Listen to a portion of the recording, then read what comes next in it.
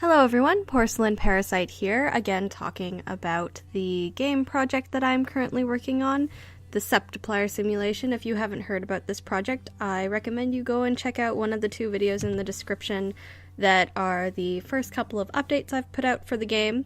And this video here is basically to answer any questions that you guys have had about the game. So I put out things on my various social media and on the last update asking for any of your questions. What would you like to know about the game, process of making it, anything even vaguely related to the topics involved. And I have a list of at least 10, probably more than that, questions here. I'm going to go through that you guys asked me on YouTube and Deviantart. But before I get into those specific questions, I'd like to answer here just a couple vague questions that I get asked all the time or I've gotten asked in the past about the game.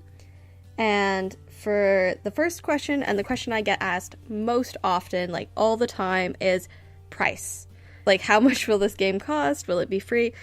This is a fan project, so it is completely free. I don't own the image of any of the characters who are featured in the game, so I'm pretty sure it would be illegal to charge for it anyways, and even if it wasn't, like, this is a labor of love. It's the first game that I've ever created, so I just wouldn't feel right monetizing it anyways. So both the demos and the complete finished game will be completely free for anyone to download and play.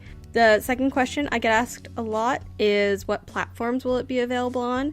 Just like the first demo, it will be available for Mac and PC download only. I know I had some people asking for like Android versions and stuff, and that would be feasible if I wanted to put in an extra like 4 or 5 months on the game, which honestly is just not in my capacity to do, and it's not really worth it for me to put in that time on this first project, which is really my learning project. So yes, this will be available only on PC and Mac. I think that makes it available to almost everyone. I'm sorry if you you don't have either of those platforms and you can't play the game, but I've seen people do Let's Plays of it, and I'm sure when the final version's out, that there will be videos of it. Maybe I'll do one myself. That would be actually pretty strange. If you wanted to see that, I'll definitely do a Let's Play of the game myself once it's out, which would just be really weird. But yes, so I'm sure you'll be able to at least take it in that way. The third really common question I get is how romantic is the game going to be? And although it is like a comedy romance, it does have this romantic plot line in it, obviously.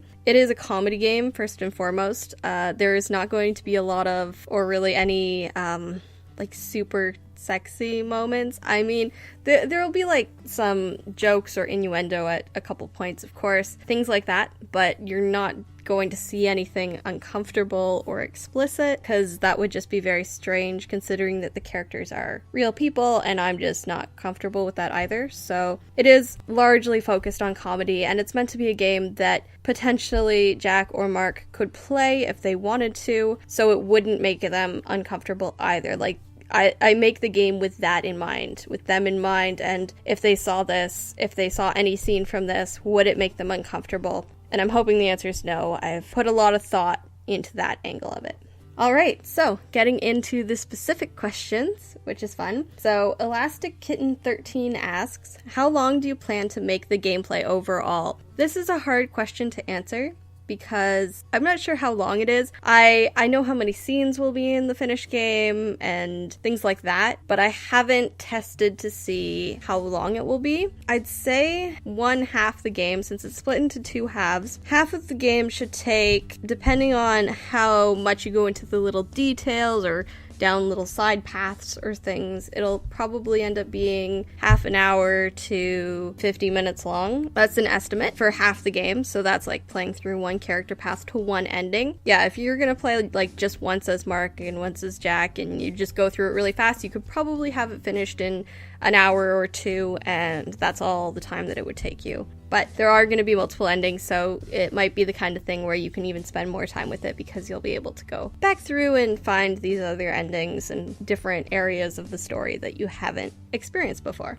The next questions come from Bonnie Kiwi, and he asks, do you remember when you first discovered Jack and Mark, and what made you so attached to them? Do I remember when I first discovered Jack and Mark? I know I discovered Mark, like a lot of people, when Five Nights at Freddy's, the first one, came out, and it was literally just me me typing into YouTube search to find out what this thing was and why I'm seeing so much art of it on Deviantart, and like, why is everyone talking about this game that doesn't sound very fun? So I typed that into YouTube, and like a lot of people, I found Mark's video, and I was like, oh, this is actually really amusing, and then I watched more of his videos, and I think what really sold me on Markiplier's channel is his playthrough of Octodad. That is my favorite series, I think, to date that he has done on his channel, and it's definitely one I could go back and watch if I wanted to, so that's what really sold his channel for me. That's how I found Mark. How I found Jack, that's a harder one to answer. I know it was after I had been watching Markiplier for a good while, like probably at least half a year or more, and I'm trying to think. I either found Jack through a collaboration video he did with Mark, or with Matthias, who I found through Markiplier, although Matthias's content kind of really it's gone completely down. It's not original anymore, and that's really sad, but Jack's content is awesome. So I found Jack, and I was like, oh my god, he's so adorable. That's my reaction to Jack. He's just so freaking adorable, and he makes me smile even when I'm like, if I'm depressed, I can still watch him even though he's upbeat, which I can't do with most people. So yeah, I just instant subscriber, watch all of his videos. Super big fan of Jack, and he just makes me really happy. What makes me so attached to them? I don't know, I think it's just the fact that I think like a lot of people, they do feel like friends, like they feel like people that you get to know. You can tell that they're fairly honest and good people, and they just, you know, they click. They're like friends. Yeah, that's probably why I'm so attached to them as YouTubers. I mean, I'm subscribed to well over 200 or 300 YouTube channels. Most of them aren't Let's Players, though. I think Jack and Mark, and there's only a couple other people who I'm actually subscribed to that are Let's Players, but yeah, they stand out because they're just very personality-based, I suppose. Alright, next one is from Riley Kirby, who asks, what do you use to create this lovely game, and any little teasers you can give about the story? So, first question, what did I use to create the game? I've been working in Phaser and Tyrannobuilder, and Phaser gives me no end of problems just because I'm so not used to game development at all, or coding. Like, I don't have a brain for that sort of thing. I'm very much a creative, so that's been giving me a lot of problems, and I've switched to trying a couple other things that also haven't worked for me. But Tyrannobuilder has been a really great software to work with. It's pretty user-friendly, although it can get confusing at times, and bug fixes aren't the easiest thing to get around. However, that's what I'm using for the game development side. For creating other parts of the game, for all the visual assets, I create them in Paint Tool size, so that's all the backgrounds, character models, expressions, items, what have you. Anything visual is created in Paint Tool size, and any auditory work that I have to do myself that isn't music, because music I can't do, but any of the auditory work that I have to do myself, I do using Audacity, which is a free program, so that's great. Just like Phaser is a free program, which is why I was using it. Yes, and any little teasers I can give about the story. The story you kind of get a little bit of information about in the demo, a little bit of hint as to like, oh, there's like an actual underlying story and situation here and what happened, and it's kind of meant to make you curious. But teasers, okay, one teaser I can give you guys is that Felix, aka PewDiePie, plays a fairly large role in the game, so you'll see a decent amount of him in the game as well. That's the teaser that you get. So Splashyverse asks, will Amy and I don't know how to pronounce Jack's girlfriend's name. I can pronounce Wishu, but I just don't want to pronounce her name wrong. Will they be in the game as friends of Mark and Jack? And the thing with those two is, I love them both. They're both adorable, especially Wishu. But they will not be in the game as characters exactly, but it doesn't mean they aren't involved in it at all. When you play the game, they'll come up in one specific conversation in one of the game paths, and there are also nods to them, like references to them, but they're not actual characters in the game because I just didn't want to deal with having to include them as characters. It would kind of complicate things a lot, so I didn't want to do that. Even though it would have been really nice to draw them. Maybe I'll draw them as character models just for the sake of having some nice fan art of them, but Yeah, they won't appear in the game as characters, but that doesn't mean they're not a part of it at all.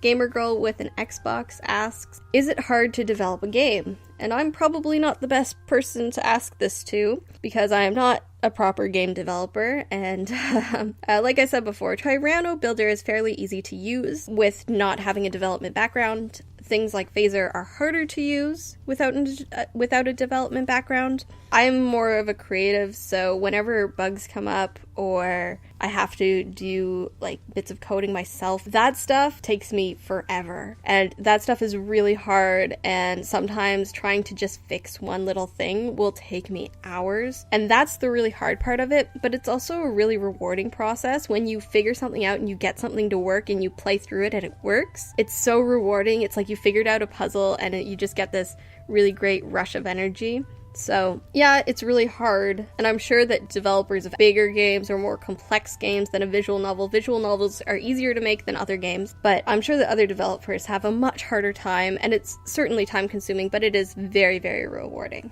Jaywasa Blind Pirate asks, will there be angst in the game, and if so, how much angst will there be? I don't know, it depends on what you define as angst. I'd say there is a little bit of emotional drama, but again, it's a comedy, so there's going to be a lot of levity to it as well. Like you saw in the demo, one of the characters outright gets killed at one point in one of the endings, so it's not meant to be 100% serious, it's meant to be fun. But there will be like a little bit of emotional drama, of course, just to keep you hooked and have that story and keep it interesting. Edible Doggy asks, will there be other ships like Fan, NatePat, and PewDieCry? There won't be, there won't be inclusion of other ships per se, but again, PewDiePie does play a decent-sized role in the game, so I don't want to spoil it for you, but he plays a decent-sized role in the game, so you might see PewDiePie, a little taste of PewDiePie being shipped with someone else, I won't say who, in the game, but it won't be Cry, even though Cry has a great voice, but yeah, there won't be other ships in the game, I'm sorry. LinkFan329 I was also asking about what I'm using to create the game, so I already answered that. Okay, Google, great username, asks, will we get the other persona of them, like maybe a Nightmare with Darkiplier and Antisepticeye, or a DLC or something along these lines? There might. They might appear, maybe. Not in a Nightmare. There is actually one dream sequence for one of the characters, but it doesn't include those characters, but you might see things including these characters. You might. That's all I'm going to tell you. Evina Rain asks, how many endings will there be in the finished version? Depending on time frame, there will be 3 to 4 endings for each game, for each half of the game, so 3 to 4 for Jack and 3 to 4 for Mark, along with, I haven't counted up how many dead end endings there are. That's why there is a save function in the game. You can save anytime, specifically because if you choose the wrong option, or like a couple wrong options in a row, and you go down these like weird paths that I've included for absurdity's sake, because I find them a lot of fun, your character might end up dead or lost, or just you'll reach a dead end. So there will be more than 4 endings. There'll be 3 to 4 concrete endings for each character, and then a whole bunch of little dead end things that shouldn't set you back very much as long as you remember to save. And they'll be fairly well telegraphed, I think. Sapphire Ocean 7 asks, will you be making another game, like a part 2, and make it a thing?